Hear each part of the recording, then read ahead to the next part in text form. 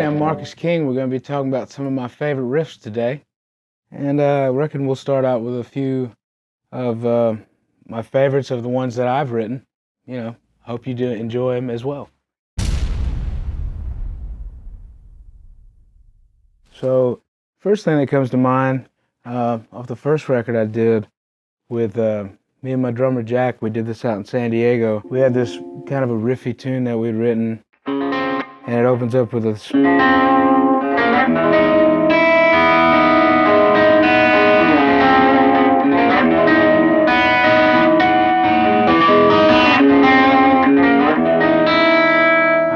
I really love dissonance, I just really love when there's some ugly in the music. And this song, I'll unpack it. It has a few different really fun riffs, so it's that's kind of the intro of the song, and then it goes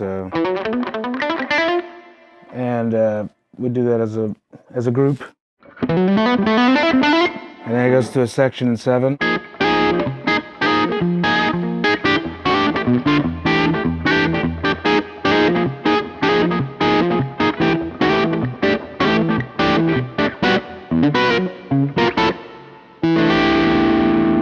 Then it gets to like the real riff, which is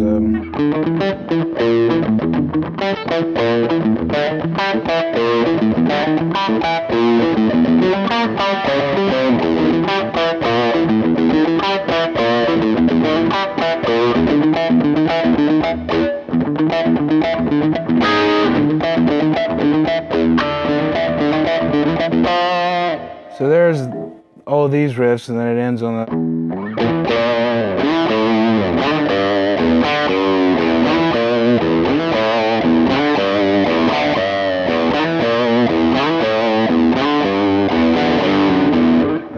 song ultimately ends on a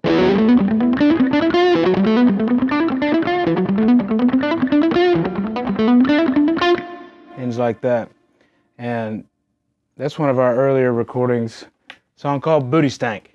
My buddy Brian Jeter in Greenville, he just used to say that all the time, like roundabout on the booty stank, which we always thought was hilarious. So we didn't think of the scope of it, so we just named our song Booty Stank, and it has nothing to do with booties or stank. It just is for our friend Brian.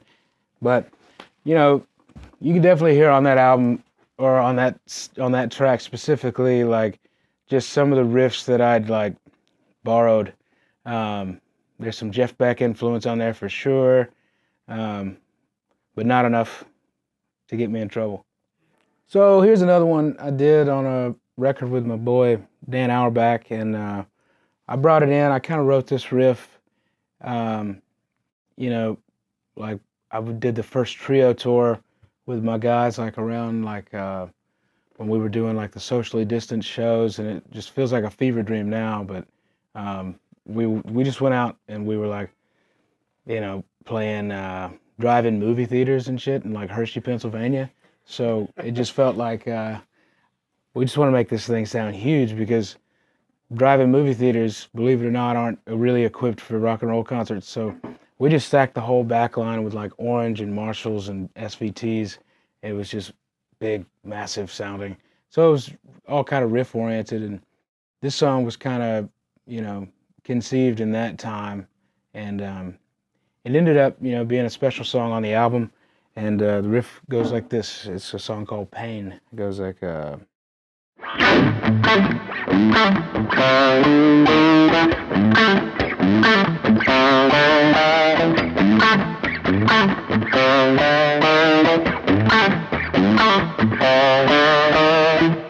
it's just kind of like, that's, happens out throughout the whole song, like the verse, like,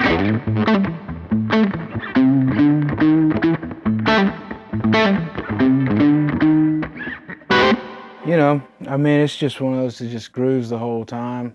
It's a lot of fun. And when we play it live, we usually end up, picking it up, and then we always end up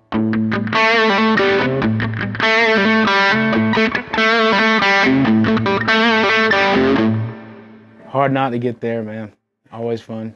So that's a song called Pain, and Andrew Gabbard was the other guitar player on that record.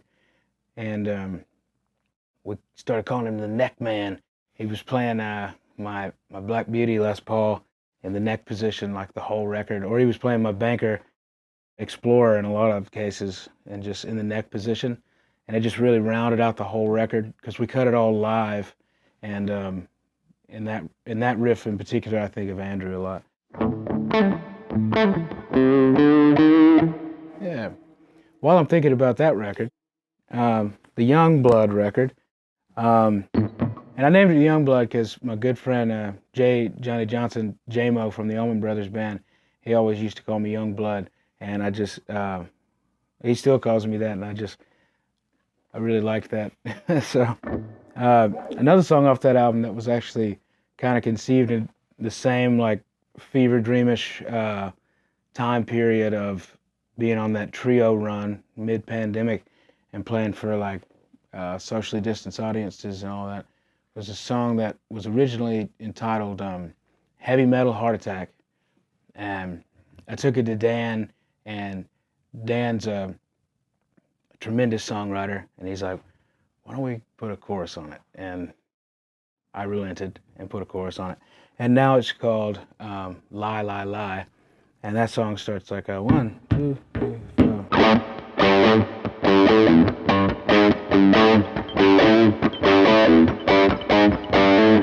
And what I love about that, man, it's just like, I love simple riffs.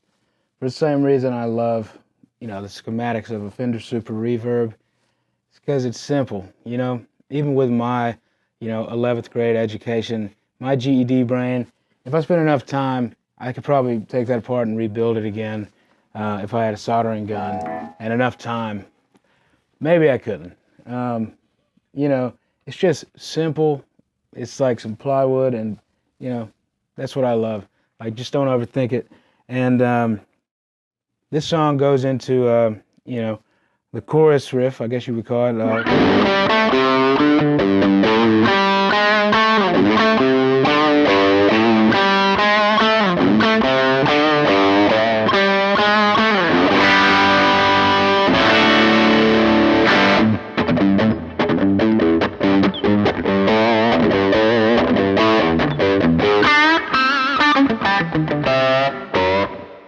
I had to get all my Gibbons influence on that one.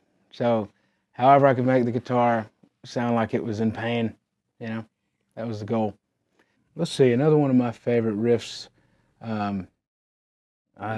This is an earlier one too.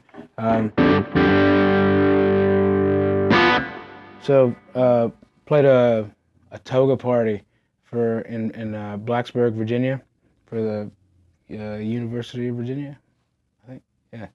And really, really wild night, really debaucherous evening, and just figured I don't think we're ever going to be allowed back in Blacksburg, Virginia. So that's kind of what the song was about, and the riff's kind of like this right here.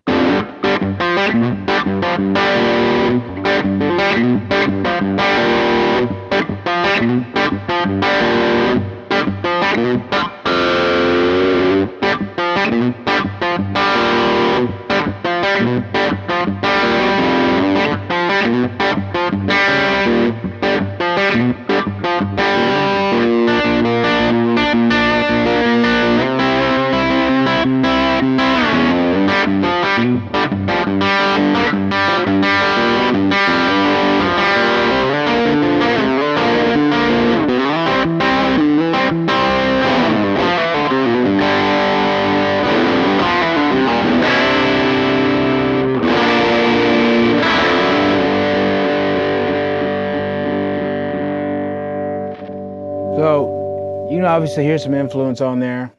May or may not be some Come and Go Blues reference on there. That again, I didn't think about until after, I swear. And, we had the mighty, mighty Warren Haynes play slide on that track with us. We cut that in Stamford, Connecticut, which when I think rock and roll, baby, I'm like, Stamford, Connecticut, let's go. That was a song called Virginia. Another riff. This is one that always seems to have a good response live, and it's one that was actually transcribed here at Guitar World, and I'm really thankful for that. It's a song I wrote with my buddy Dan Auerbach and Ronnie Bowman. It's a song called The Well, and that riff goes like this.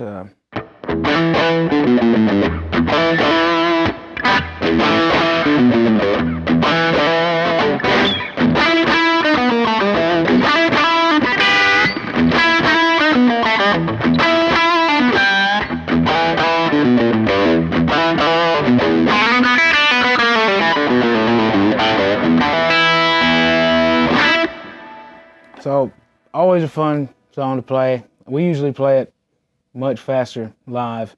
We've got horns, and it's a great big production, but it was originally just, 4 on the floor, just riff. Man, I got this really funny writing partner down in Nashville.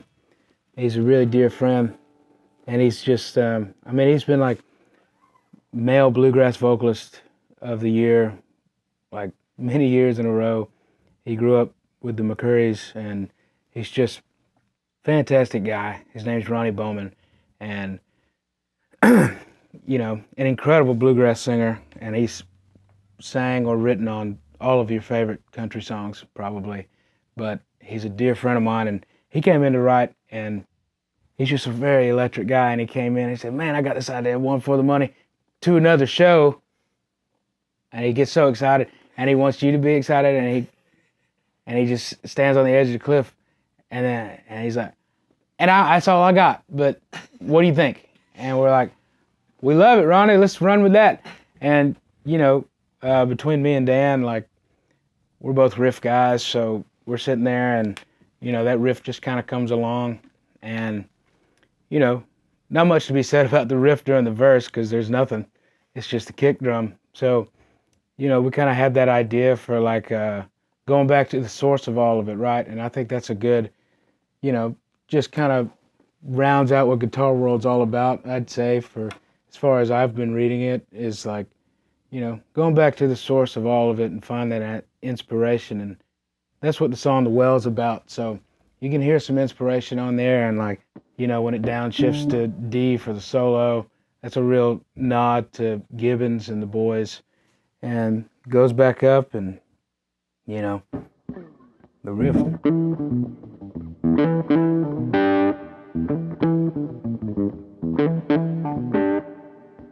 Yeah, man. Always fun to play that one. Hey, I'm Marcus King. Thank you so much for watching. Those were a few of my favorite riffs here at Guitar World. Got a new album coming out April 5th called Mood Swings. Check it out.